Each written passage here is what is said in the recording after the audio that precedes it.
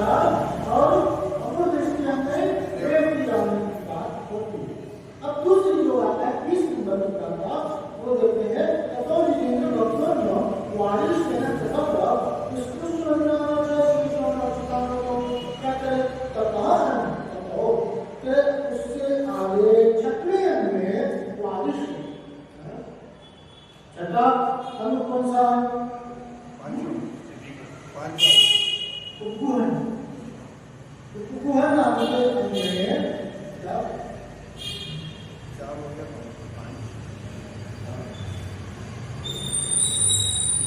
कुतूहल नाम के अंग में कौन प्रसिद्ध हुए?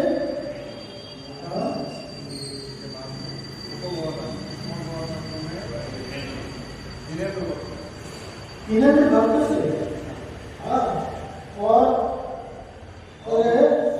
उसके आगे छठवें में स्थितिकरण में वारिशेन हुए। और मतलब जो सातवां अंग है विष्णु यानी विष्णु कुमार मुनि और वज्रनामाचार्य वज्रनाथ कुमार नाम के मुनि यानी आखिरी प्रभाव नाम का थे उसने उनके प्रसिद्धि को प्राप्त किया। अब उनके 4 अंगों की चर्चा और उसकी कथा को हमने जान लिया। अंजन चोर की कथा और अनंतपति की कथा और उज्जैन राजा और किसी रेवती रानी की कथा को हमने जाना। अब आज बात आती है उनसे उपमोहन अपने दादा के माध्यम से जुड़ा देते थे। स्वयं शुद्धसी मार्ग से वारिस्तान के मार्ग की कौशिका का 15 नंबर की कथा। तो आज स्वयं शुद्धसी मार्ग से जो मुक्ति का मार्ग है, जो मोक्ष का मार्ग है, जो धर्म का मार्ग है, वो कैसा स्वयं शुद्ध स्वभाव से ही है, शुद्ध है, पवित्र है। क्योंकि बालक जन्म के द्वारा अज्ञानी जन्म के द्वारा आशक पदार्थ जो शक्ति से मिल है वो अज्ञान से रहित है और शक्ति से पीछे सामर्थ उनका तो वांछता में प्रमाण देती उनकी द्वारा जो निंदा हो जाए, जो दोष हो जाए, उसको क्या करना? ढकना, उसको सबके सामने प्रचारित नहीं करना। ये क्या कहलाता है?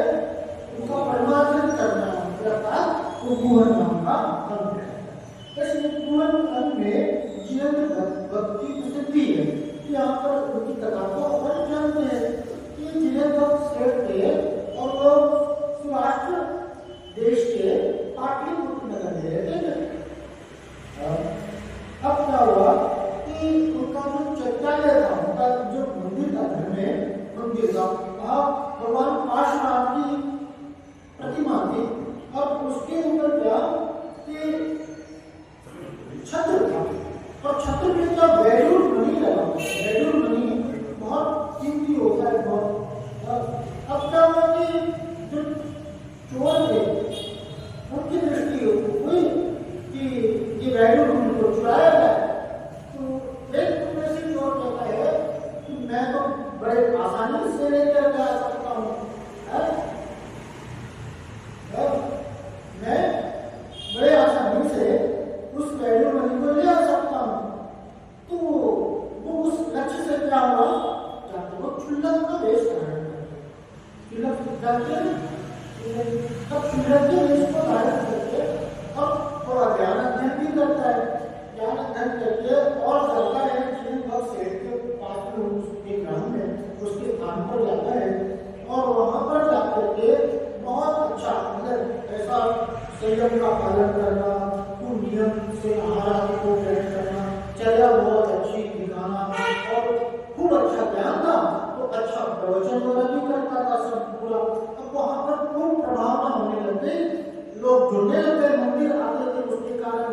तो काफी कार्य ऐसा चला और जो जिनेंद्र सेठ था वो देखा सब कुछ अच्छा चल रहा है तो मैं थोड़ा व्यापार के काम से होकर आता हूँ, मैं थोड़ा व्यापार के सिलसिले से जब तक आप जैसा आपका चल रहा है ऐसा कुछ चलने दो, बढ़िया से आप मंदिर की क्रिया और आगे सब कुछ चलते आपका आगे साधना चल रही है, आराम से चलने दो, मैं आता हूँ। तो इस इंतजार में था इस रेट है। अब क्या हुआ कि शाम को वो दिन मणि को निकाला और मणि को निकाल करके लेकर के और रात में भागने लग गया। तो रात में भागने लगे तो मणि का प्रकाश जो था उससे लोग आकर्षित हो गए कि ये तो मणि कोई लेकर के जा रहा है मंदिर से। तो उसका पीछा करने लग गए और उसका पीछे शेर क्या हुआ था, राजा जो नहीं किया था, उस नगर के बाहर का जो धर्मशाला था उसी में ठहर गया। मालूम किसी कारण से ठहर गया होगा, आगे नहीं निकल पाया होगा। तो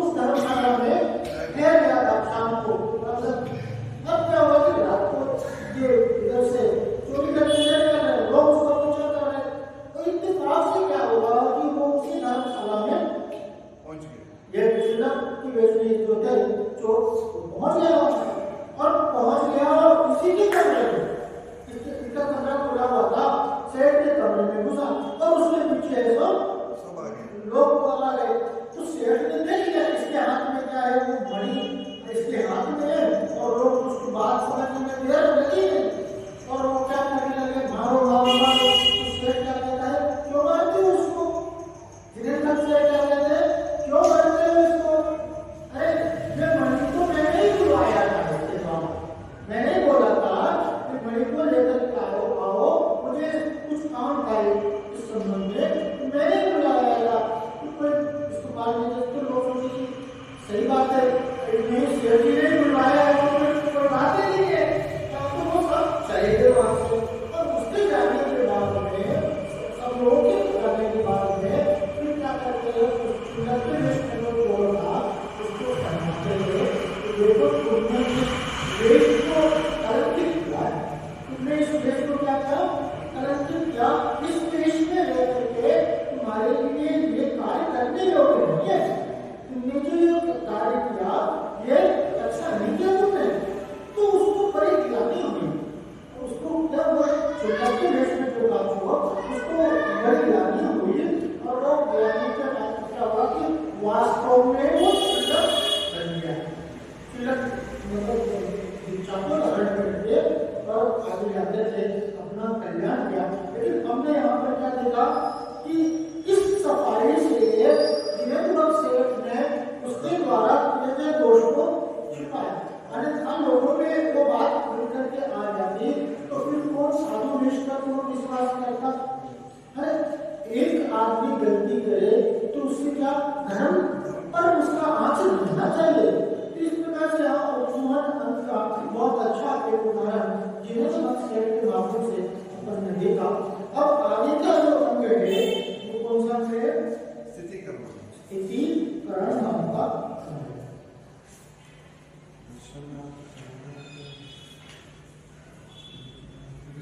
गाथा नंबर 16। दर्शनाचरणाद्वापि चरतां धर्मवत्सले प्रतिवस्थापनं कार्ये स्थितीकरण उच्यते। अरे जो वास्तविक मताधारी होगा वह दोषों की स्थितीकरण जरूर करेगा।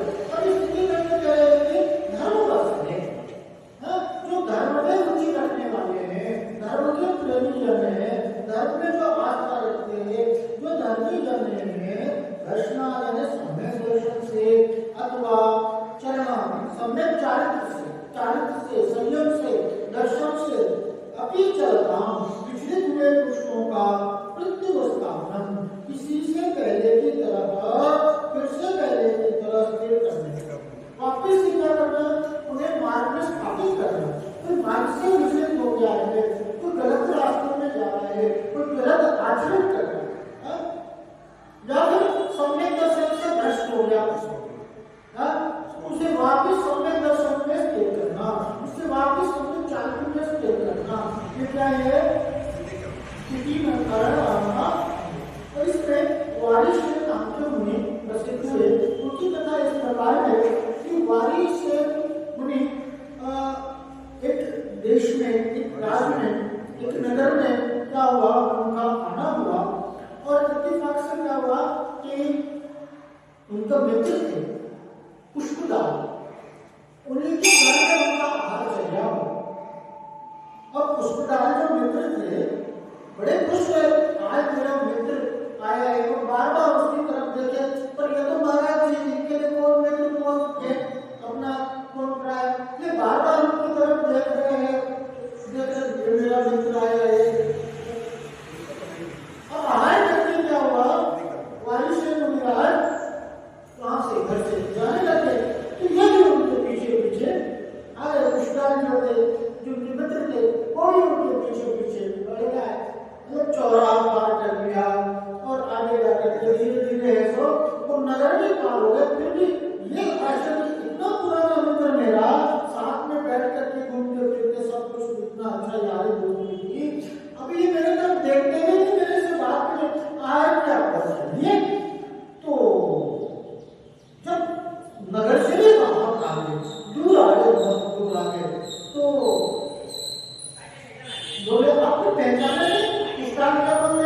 आपने पहचाना नहीं, मैं आपका मित्र पुष्कर।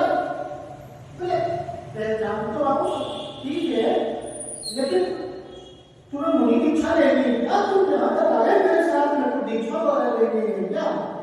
तो भावुकता में आकर के क्या कह दिया, हाँ मुझे दीक्षा लेनी है। और दीक्षा लेनी है और क्या हुआ, आगे जाकर के और दीक्षा भी आगे जाकर किसी नगर वन में जाकर के वो वारिशन महाराज ने उनको दीक्षा दे दी। अब उनके साथ में रहने लगे। अब दीक्षा को ले ली, साथ में रहने लगे और चर्यावरण भी कर रहे थे। लेकिन क्या होता था, इसकी पत्नी थी पुष्कर की, तो उनकी पत्नी काणी पत्नी, उन्हें एक आंख से दिखाई नहीं देता था। तो क्या बार बार उसका ध्यान आता था, उसका स्मरण करते थे। तो जो वारिशन महाराज है उनसे कुछ छिपा तो नहीं है, वो देख रहे बार बार इसको घर की याद आती है, पत्नी की याद आती है, तो ये बात ठीक नहीं।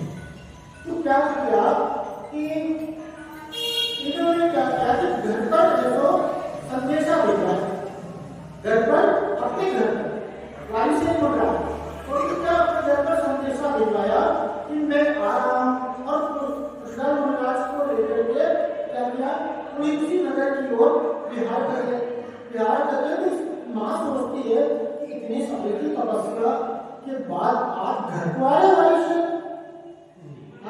इतनी साल की तपस्या को गए और आप घर को आ रहे, क्या हुआ? इसका दिमाग मतलब तो क्या करे कि दो आसन बनवाए। एक तो क्या पटे का लकड़ी का जैसे महाराज जो बैठते हैं जैसा आसन बनवाया, और एक अच्छा गद्देदार आसन बनवाया, जैसे सोफा सेट टाइप। बोले देखेंगे अगर रागी हो गया होगा, अगर संयम से मतलब विचलित हो गया होगा तो देखते हैं किस कहाँ पर बैठता है, क्या इससे सारी बातें पता चल जाएगी। पर ये तो क्या पुष्कर के लिए उनके लिए लेकर क्या है, तो पुष्कर महाराज के साथ में और उस घर में प्रवेश करते हैं। और क्या होता है कि वारिशन तो पटे पर जो सिंहासन था लकड़ी का पटा जो बना हुआ था उस पर बैठे, और पुष्कर क्या किया, वो गद्दे वाले पर बैठे। और इनकी का 32 भैंसों पत्नियां थी, वारिशन की 32 पत्नियां थी और एक से एक सुंदर। हाँ, अब उस घर में घुस करके घर में आकर के पुष्कर करके अभी इतना बड़ा महल, इतना बढ़िया घर, और बड़े कि तुम रानियों को भी देखो, उनकी पत्नियों को भी देखो, तुम पत्नियों को देखा 32 पत्नियां, तो एक से एक सुंदर पत्नियां। और क्या कहते हैं ये वारिशन को, तुम चाहो तो मेरा ये सारी संपदा भी ले लो और ये पत्नियां वगैरह सब तुम्हारी, तुम ले लो। तो ये बंदे विचार करते हैं पुष्कर मेरे पास तो कुछ भी नहीं है इसके मुकाबले, ना धन वैभव भी नहीं है, और मेरी पत्नी कैसी काणी सी पत्नी, और इनकी 32 पत्नियां और एक से सुंदर पत्नियां, और ये तो मुझे क्या कह रहे हैं, ये तुम ले लो। तो उनके मन में विचार आता है ये क्या हुआ, नहीं मुझे कुछ नहीं चाहिए, मैं तो वापिस क्या हुआ, वो अपने व्रत में अपने संयम में उनको वैराग्य हो गया, स्थिति ग्रहण हो गए। वापिस से वो जाकर के वन में जाकर के और तप करके और अपने कल्याण को प्राप्त हो। तो यहाँ पर ये कहानी क्या कहता है, स्त्री नाम का हम लोग वारिशन महाराज के द्वारा क्या किया गया, पुष्कर महाराज का स्थिति ग्रहण इस माध्यम से किया। जो मार्ग से मतलब विचलित हो रहे थे, उनका ध्यान क्या, घर गृहस्थी में उन्हीं दशा को धारण करके अगर घर गृहस्थी में ध्यान जाना है तो वहां पर साधना है। अब क्या अभी ऐसे प्रसंग के माध्यम से क्या वो वापिस उस मार्ग में वापिस संयम में क्या हो गए, वो स्थित हो गए, अपने कल्याण के मार्ग में वो स्थित हो गए। इस प्रकार से स्थिति चरण नाम के हमको हमने देखा। अब वात्सल्य नाम का हमने स्वयं की सद्भाव सनातन में तो कई तो प्रतिपत्ति लगा लोगों वात्सल्य में लगे स्वयं यानी अपने साधर्मी बंधुओं के प्रति, जो अपना साधर्मी बंधुओं का जो ग्रुप है, जो अपना जो संघ है, अपने लोग हैं, मुनि नायका साधु आदि, इन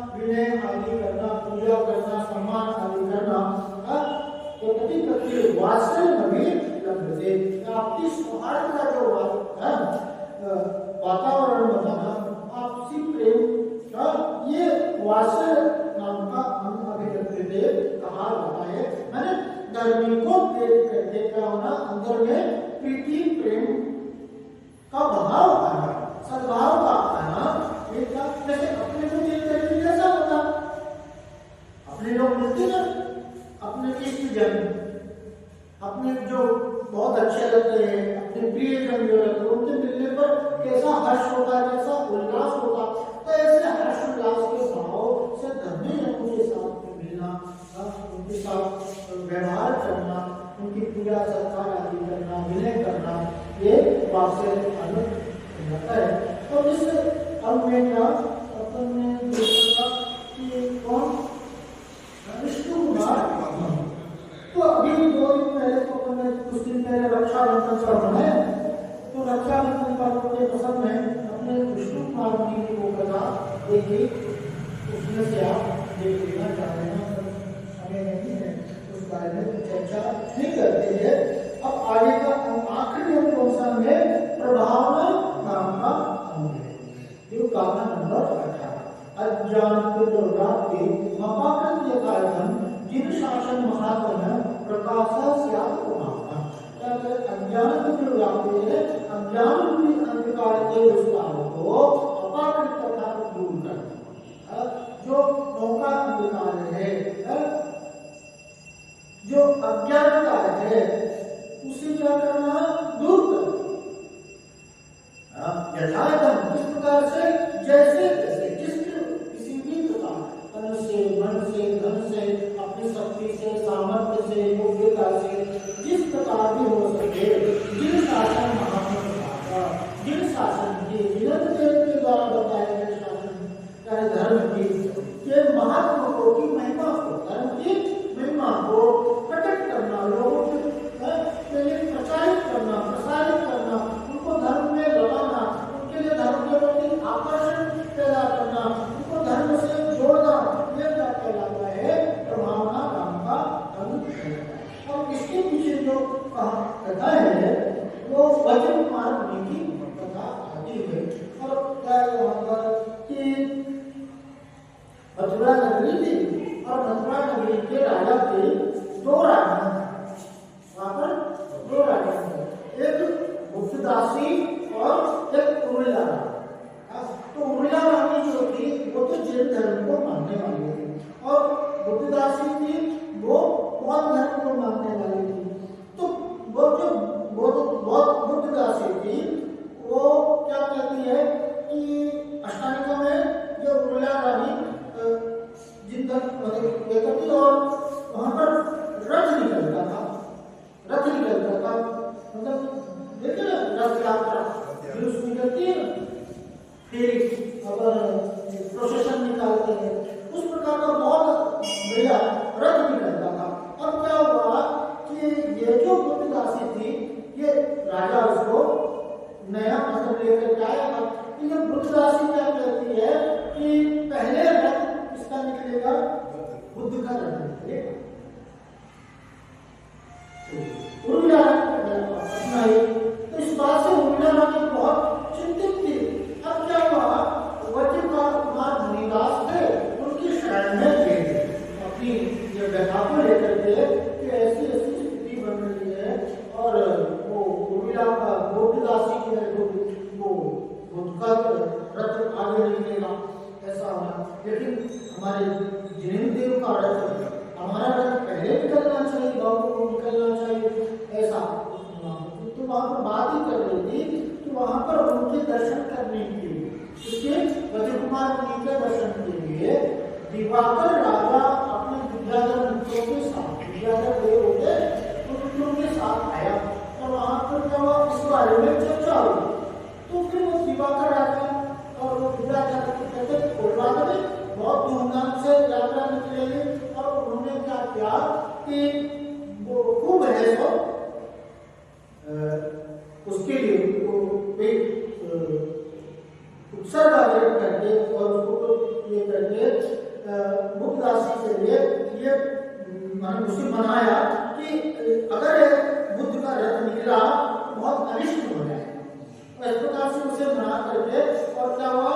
बड़े धूमधाम से, बहुत विद्याधर देव और विद्याधर देव को कुछ भी कर सकते हैं, बड़े धूमधाम से, बड़े अतिशय के साथ में और देव का रथ निकला। तो उससे क्या हुआ? धर्म की बहुत प्रभाव आए, लोग बहुत जय जयकार करे, और तो फिर क्या हुआ कि ये जो गुप्तदासी है वो भी प्रभावित हो गई उस भव्य रथ यात्रा को देख करके, और उस गुप्तदासी ने जो बौद्ध धर्म को मानने वाली थी, उसने भी जैन धर्म को अपनाया। ऐसा यहाँ पर ये प्रभावना नाम का अंग हमने देखा। इस प्रकार से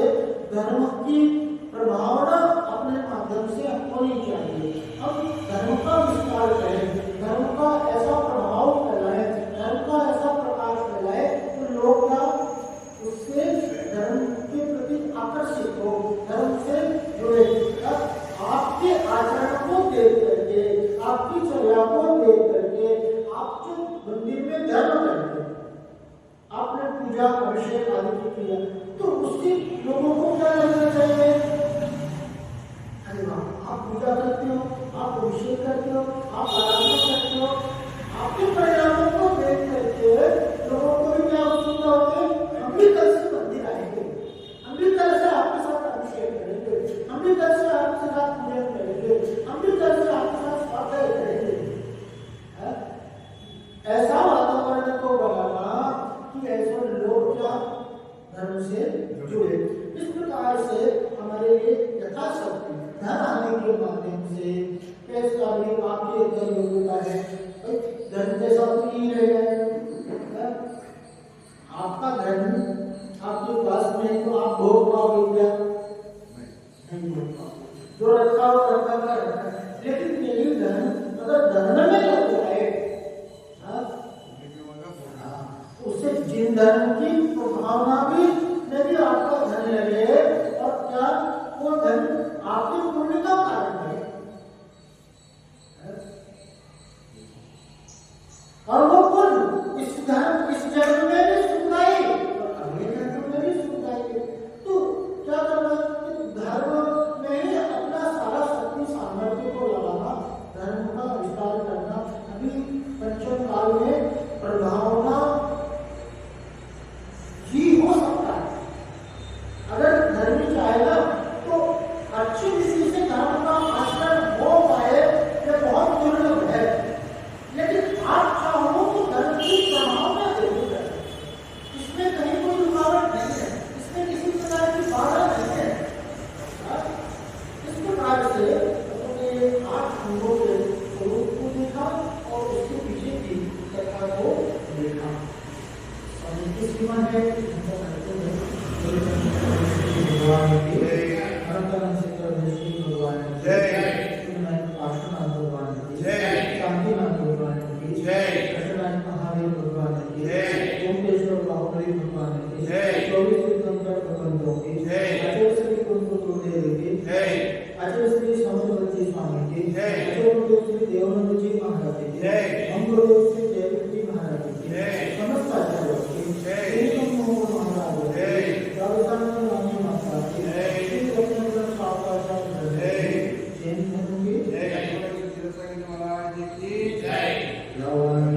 ध्यान